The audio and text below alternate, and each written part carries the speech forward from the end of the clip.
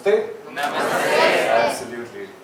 I am a professional anchor and an educator with the passion of bringing people together with the magic of events, though I charge them for that. But yes, I come from the capital city of Madhya Pradesh, the city of lakes, Bhopal, where love is served to you in form of a cup of tea. And every street has love, couplets, and shairis and kavitais, poems embedded into its patiyas, what we call slabs, as well as streets, as well as the hallways. My dad is a hardworking businessman, and my mom is a blessing, just like all mothers are. And yes, my elder sister is also a blessing. This line was added by her. I grew up in a middle class family, like most Indians, where we used to fix our torn shoes with Fevikwik, where we used to regenerate the remote cell life through some hard hitting. And we realized that growing up in a middle class environment makes you feel privileged, actually, because even a 5 rupee pocket money seemed like millions, and we loved our families unconditionally. And therefore, I realized growing up in a middle class environment helps you to closely observe the challenges of socio-economic backwardness. It helps you to understand it. Dear young students, ladies and gentlemen, today I stand before you not just as an anchor, but as a concerned educator for the upliftment of society. I want to ask you, how many of you have seen, have experienced interactions with the economic backward sections of the society? Just imagine.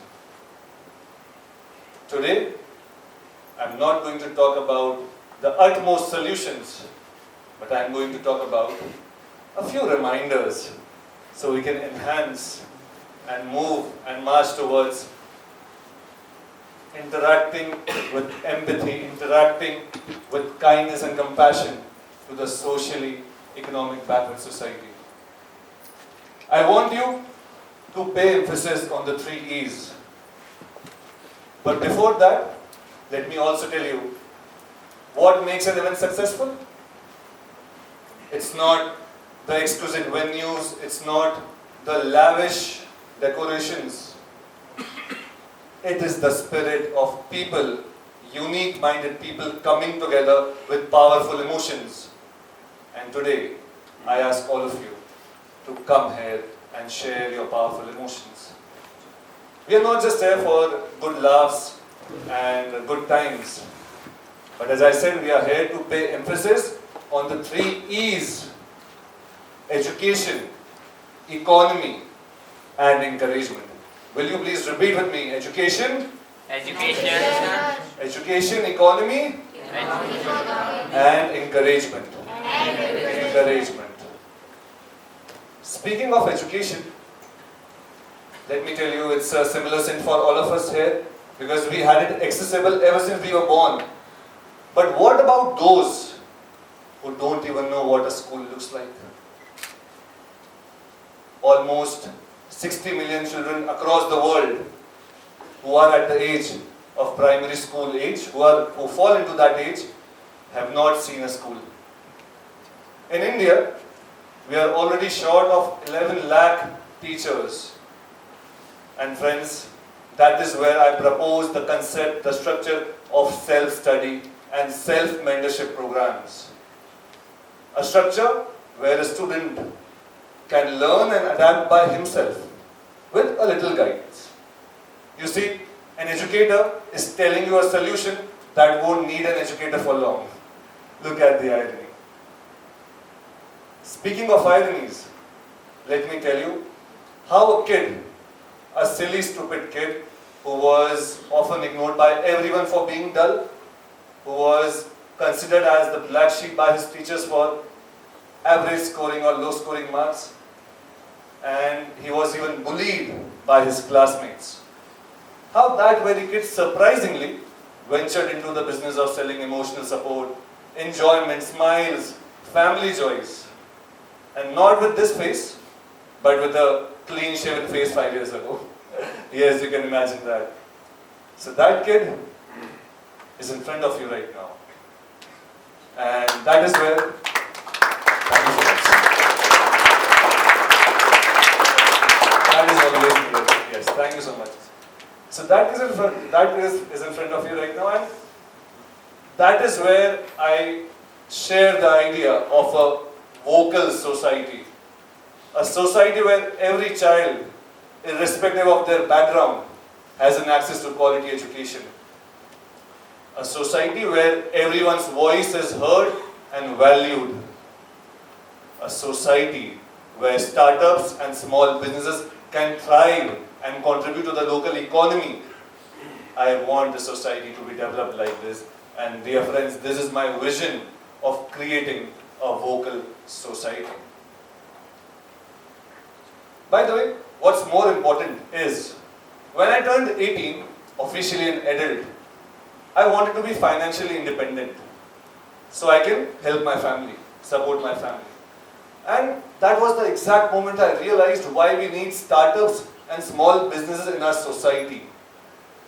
Startups and small businesses enable us to be financially free.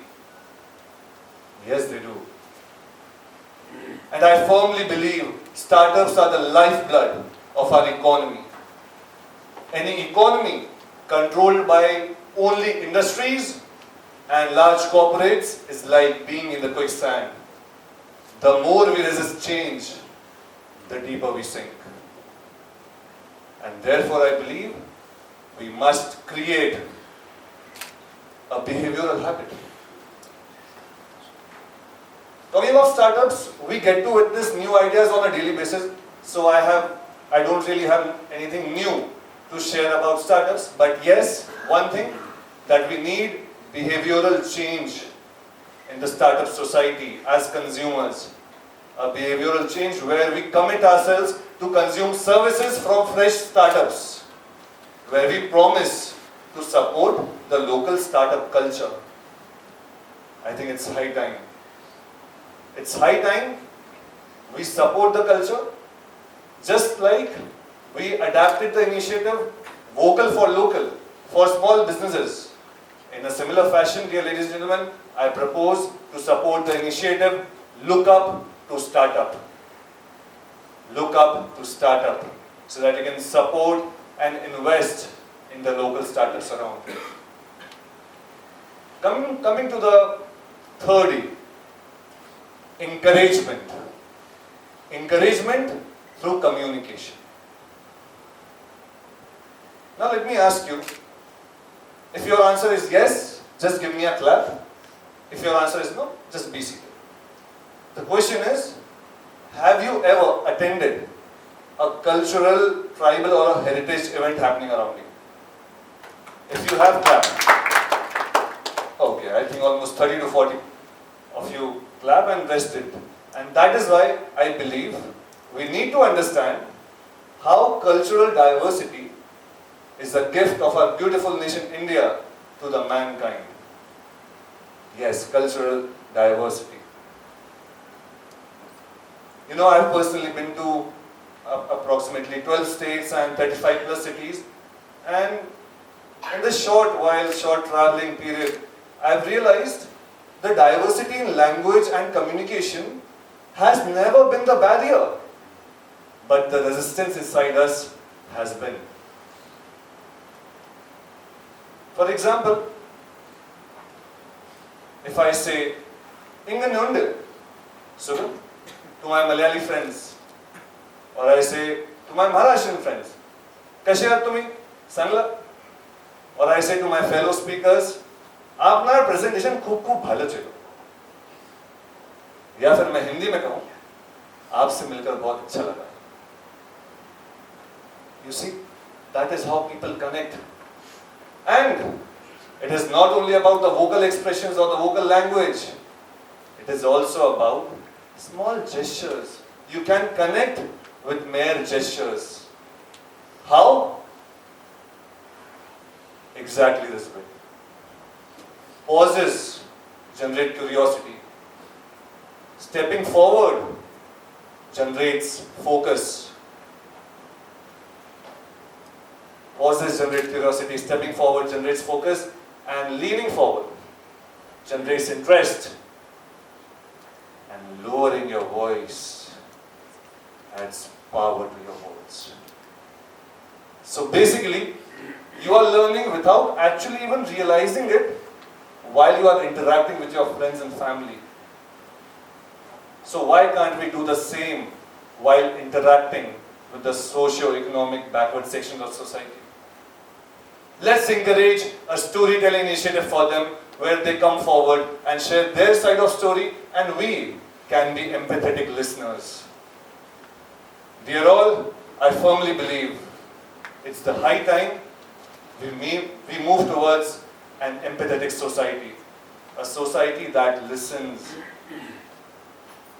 In conclusion, I would like to add, mental health, kindness and empathy must not only be the concepts of elite. Languages connect us. Human emotions connect us. That is the superpower. And the concept of vocal society is all about small things. It's all about small things. I remember a quote that I firmly believe in, once told to me by one of my teachers in my first year of college, and it has stuck with me ever since. The quote says, and he said, and I quote, "Little things are little things, but faithfulness in little things is a great thing." It's a great thing. So before I leave, I'll be leaving you with a question that needs to be answered by you and me as a society. The question being, if not us, who? And if not now, when? Thank you so much, everyone. Namaste.